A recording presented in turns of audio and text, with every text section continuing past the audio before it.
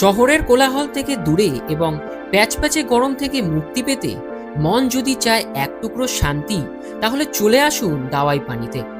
দার্জিলিং থেকে মাত্র 15 কিলোমিটার দূরে অবস্থিত এই সুন্দর পাহাড়ি গ্রাম দাওয়াই পানি, যেটি প্রকৃতির একদম কাছাকাছি থাকার সেরা জায়গা। এই দাওয়াই পানি আসার জন্য আপনারা কলকাতার হাওড়া বা শিয়ালদা স্টেশন থেকে ধরে নিন এনজেপি যাওয়ার ট্রেন। এনজেপি পৌঁছে সেখান থেকে শেয়ার বা রিজার্ভ গাড়িতে করে পৌঁছে যান জোড়বাংলো, কিংবা রিজার্ভ গাড়িতে করে আপনারা কিন্তু ডাইরেক্ট এই দাওয়াই পানিতে পৌঁছতে পারেন। আজকে যে হোমস্টেটির সন্ধান দেবো তার নাম হলো প্রেরণা হোমস্টে, যেটি একদম আপার দাওয়াই পানিতে অবস্থিত।